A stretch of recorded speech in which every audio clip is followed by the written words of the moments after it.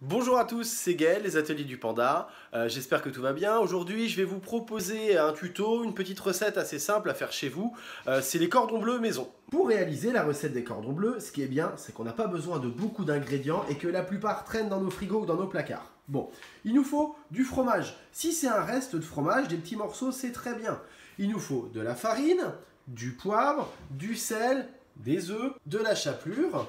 Si vous avez un rouleau à pâtisserie, c'est bien, sinon on essaiera de trouver une autre solution.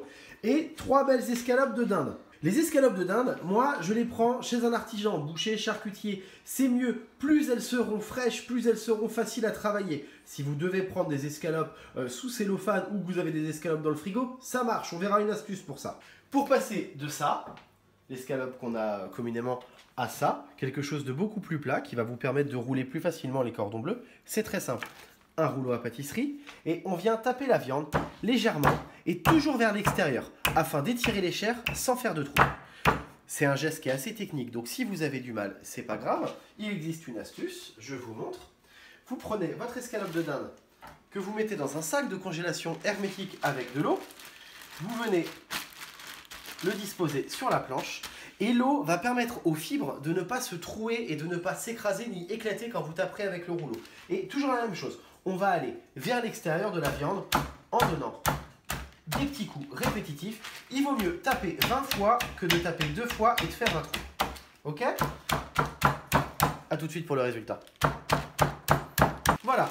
Donc j'ai tapé sur la viande pendant une trentaine de secondes tout doucement et on obtient un morceau de dinde qui est beaucoup plus plat et régulier et que l'on pourra rouler pour faire le cordon bleu. J'ai battu mon œuf à la fourchette tranquillement et je vais venir l'assaisonner. Voilà, en sel ainsi qu'en poivre. Alors moi je mets toujours du poivre du moulin parce que s'il est fraîchement moulu, il est moins amer. Maintenant vous mettez le poivre que vous avez à la maison, ça fera très bien l'affaire. On va venir fariner les escalopes, ensuite les passer dans l'œuf, puis enfin dans la chapelure. Nous allons paner puis mettre en forme les cordons bleus. Très simple. Donc je prends une des tranches que j'ai aplaties, je vais la fariner intérieur, extérieur, très important. Ensuite, je vais venir y installer 2 petits morceaux de fromage. Je vais enrouler l'escalope. Moi, j'aime bien donner une forme ronde à mes cordons bleus. Ça change des cordons bleus du commerce. Ça permet de montrer qu'on l'a fait maison.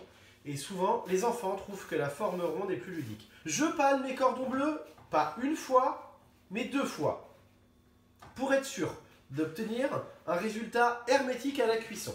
Cette chapelure, on peut la réaliser à partir de restes de pain dur, on peut en acheter dans le commerce, on peut en faire avec de la brioche, on peut également se servir de cornflakes de maïs passé au mixeur. J'ai un reste d'escalope qui était coupé en plusieurs morceaux. Voilà.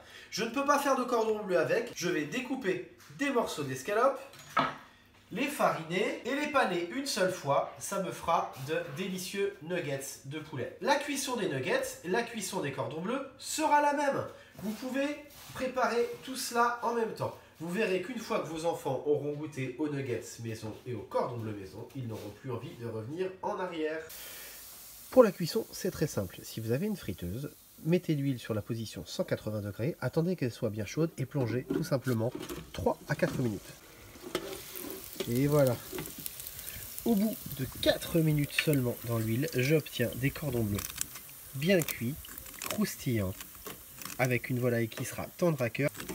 Je les dispose tout de suite sur un petit papier qui va venir absorber l'excédent de gras.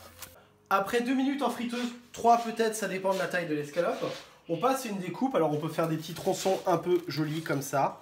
Et quand on ouvre, voilà, on retrouve le fromage bien coulant, la dinde bien cuite mais juteuse. Et voilà, le tutoriel cordon bleu, c'est fini. C'était les ateliers du Panda. Pensez à envoyer vos questions et les photos de vos cordons bleus dans les commentaires et à bientôt.